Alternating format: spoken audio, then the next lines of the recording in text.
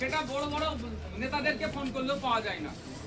আমরা বুথে একটা লোক আমাদের দলের থেকে রাখবো, রক্ত থেকে শুরু করে স্বাস্থ্যের কোনো সমস্যা হলে তাকে বললেই সেই ব্যবস্থা করে দেবে। আপনার এত মা আছে, বাপেরা আছে, ওদের রক্তের প্রয়োজন। আমরা আইএসএফ এর পক্ষ থেকে এই বুথে একজনকে নির্দিষ্ট করে দেবো। কোনো সময় রক্তের দরকার হলে কোনো জায়গায় ছুটাছুটি করতে হবে না। প্ল্যান পরিকল্পনা আমরা করার জন্য বসছি না, আমরা বসছি কি মানুষকে আরো ভালো করে কিভাবে সহযোগিতা করা যায়। এই ভাঙড়ের ছেলে মেয়েরা যাতে রাজ্যের গণ্ডি পার হয়ে ভারতবর্ষের বিভিন্ন শিক্ষা প্রতিষ্ঠানে গিয়ে কিভাবে পড়াশোনা করবে তার প্ল্যাটফর্ম কিভাবে করা যায়, তার জন্য আমরা বসছি। এখানে আমরা বসছি কি জন্য? ভাঙড়ের মা বাপ বা ভাইদের জন্য চিকিৎসা পরিষেবা যাতে সহজেই পেয়ে যায়। আগামী দিনে আমরা এই বুথ ভিত্তিক মহিলা বিশেষজ্ঞ ডক্টর আমরা নিয়ে আসবো।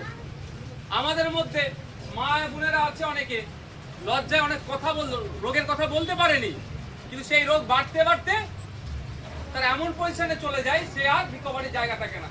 তাহলে মহিলা রোগ বিশেষজ্ঞ যারা আছেন তাদেরকে নিয়ে আসবো। ওখানে ছেলে কেউ থাকবে না, মহিলা ডাক্তার থাকবে, মা বোনেদেরকে ডেকে দেবো। তারা ডাক্তারের সাথে তাদের সমস্যা বলবে, সমাধান করার চেষ্টা করবে। এই জন্য আজকে আমরা এখানে বসেছি। ভোটের সময় বুথ দখল করে নাও, ওকে তাড়াও, ওটা আইএসএফ ওই রাজনীতি করে না। যারা নেতৃত্বরা আছে ভালো করে জানেন। আপনারা জানেন আমাদের সত্যি সবার দুঃখ লাগবেই। আমাদের এই চালদাবেরিয়ার ছেলে রাজ্জাক খান রাজনৈতিকভাবে আইএসএফ এর সাথে যুক্ত ছিল না, কিন্তু ভাঙড়ের একটা ছেলে তো তাকে খুন করে দিল। এই খুনোখুনি রাজনীতিটা বন্ধ করার জন্য আমরা অল্টারনেটিভ ব্যবস্থা করছি।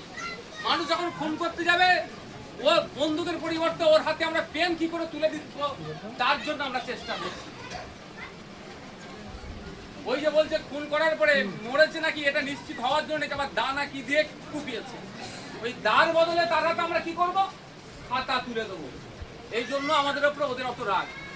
আপনারা জানবেন অন্ধকার জগতের প্রাণীরা না আলোকে পছন্দ করে না। কেন বলুন? ওরা অন্ধকারকে পছন্দ করে, আলোকরা পছন্দ করবে না। ওই জন্য তা আমাদের সমাজকে আলোকিত করতে হবে। আলোকিত করতে গেলে অনেক কষ্ট করতে হবে, অনেক মিথ্যা অভিযোগ আসবে। যখন খুন করলো, ওরাই খুন করেছিল। খুন হলো সরকার সাহেব ঘনিষ্ঠ, অ্যারেস্ট হলো সরকার সাহেব ঘনিষ্ঠ, মানে ভাবতে পেরেছে। আর যেগুলো জিজ্ঞাসাবাদ চলছে আগামী দিনেও দেখবেন সরকার সাহেব ঘনিষ্ঠ অ্যারেস্ট হবে। আর আমি এখানে আপনাদের বিধায়ক হিসেবে একটা কথা বলতে পারি, যদি একটা কোনো মানুষকে অন্যায়ভাবে গ্রেফতার করে আমি তার পাশে দাঁড়াবো। ঠিক যেভাবে রাজ্জাক খাঁর পাশে, পরিবারের পাশে দাঁড়িয়ে আমি বিচারের কথা বলবো। রাজ্জাক খাঁকে তিনি তৃণমূলের নেতা, আমার কাছে সেটা পরিচয় নয়। আমি আইএসএফ এর নেতা, আমার কাছে এটা পরিচয় নয়। আমি হচ্ছে ভাঙড়ের বিধায়ক, রাজ্জাক খাঁ ভাঙড়ের ভোটার। এই সম্পর্কটা আমাদের। সুতরাং রাজ্জাক খাঁর পরিবার যাতে ন্যায় পায়, রাজ্জাক খাঁকে যারা খুন করলো তাদেরকে জেলের ভাত খাওয়ায়, এটা আমার চলবে। এর পরিবর্তে কাউকে বাঁচানোর যদি অন্যায়ভাবে কোনো সাধারণ মানুষকে হোক বা আমাদের কাউকে যদি গ্রেফতার করে, আমি আগেও বলেছি আজকেও বলছি, আমি তাকে নিয়ে তার পরিবারকে নিয়ে সিবিআই রিমান্ডে যাব, ইনভেস্টিগেশন করব। ইনভেস্টিগেশন করলেই ওই দিনকে যিনি আমাদের নামে, আমার নামে অভিযোগ দিচ্ছিলেন, তার right side, left side, back side, front সাইডের অনেকে ধরা পড়বে। আমি নিশ্চিতভাবে বলতে পারি, কারণ রুট পাওয়া গেছে, কে খুন করেছিল সেকে খুঁজে পেয়েছে। তাকে সিবিআই তুলে নিয়ে গিয়ে যখন ইনভেস্টিগেশন করবে গড় গড় করে নাম বলবে। আমি চাই নিরপেক্ষ তদন্ত, খুনিরা শাস্তি পাক। বন্ধুগণ, আমাদের লড়াই একদিনের লড়াই নয়, আমাদের লড়াইটা দীর্ঘদিনের লড়াই।